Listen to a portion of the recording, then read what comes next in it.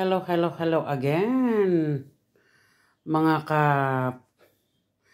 mga kapatid, kasamahan. Ito magluluto tayo ng kambing na may mga gulay. Ang tawag dito is fricassee. Sa Greek words, fricassee. Ito ay 2 kilong karne. Marami yan, malalaki. Kambing yan. Ito naman yung maroli sa Greek, yung lettuce. Ilalagay ko lahat ito, kulang pa yan. Ito naman yung fresh onion na leeks. Lalagay ko lahat yan. Ito naman yung dill at 2 onion. So, yan guys ang lulutuin ko ngayon. At nag-request nga yung si matanda. Kaya matanda. Akala mo makatanda. Akala mo So, let's go kung paano natin iluluto. Ibo-boil natin ito dahil medyo matigas. Kaya ibo-boil ko muna yung unang sabaw, tapon. Avoid dahil yung mga sakit-sakit ganon. Yan ang natutunan ko sa asawa ko. Pag kumakain kami hindi rin kami kumakain ng kambing na bagong katay. Hinahayaan namin ilagay sa frozen ng 2 days before kami kakainin, before iluluto, ganon.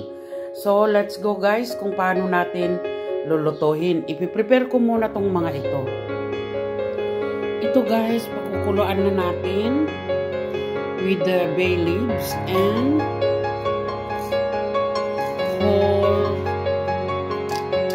pepper. Ayan. Itatapon lang naman natin yung first na tubig nito.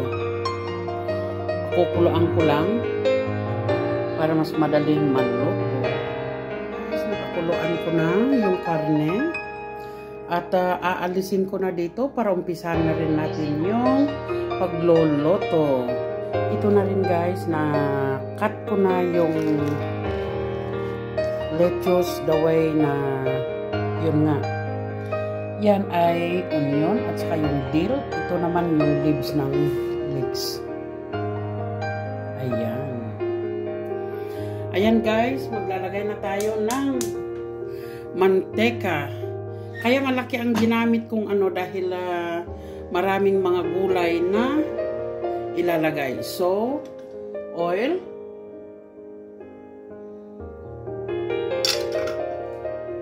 Ayan. Ayan guys, ilalagay ko na ang onion. Ilalagay ko na yung onion and then hayaan lang natin maluto. Ayan. Pwede nang hayaan nating maluto. Saka ko ilalagay yung karne na ito. Napakuluan ko na yan. Ito naman guys, yung leaves ng leeks. Ayan, ganyan lang.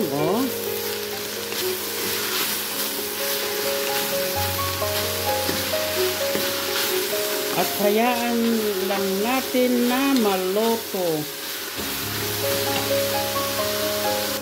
Ayan, ilalagay na natin ang mga karne. Ayan. Ilalagay na ang mga karne.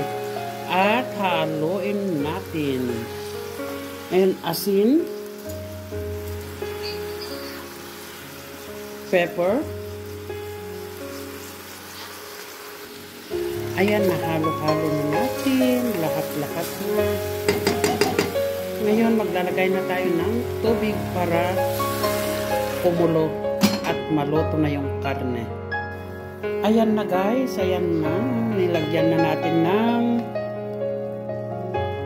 ricado at ilalagay na natin ang mga gulay. Ayan. Mga gulay, basta gulay tayo ha. Gulay-gulay. Ganyan ang Greek dito.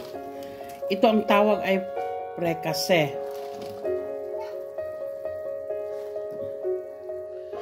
Ayan guys, punong-puno na. Kaya kailangan isirado ko na ito para maluluto na. So, maglalagay na lang tayo ng 2 eggs.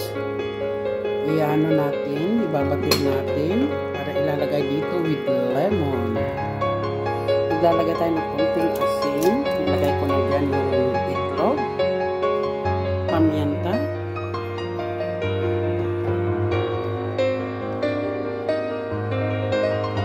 lemon juice,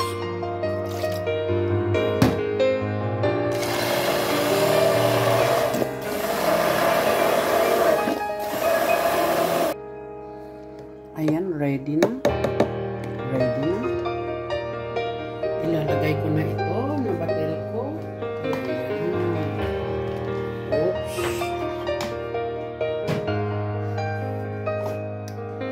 Diba? Isang kulo na lang ito.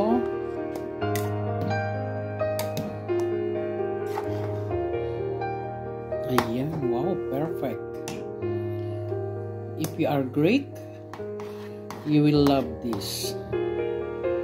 Ayan. Kaya maraming salamat sa inyong panonood. Ayan na guys, ito na yung prekase. Ayan, oh. Diba? Maraming salamat sa inyong panonood. Bye-bye you and thank you for watching. Bye-bye. Mega love shout out sa lahat. Thank you.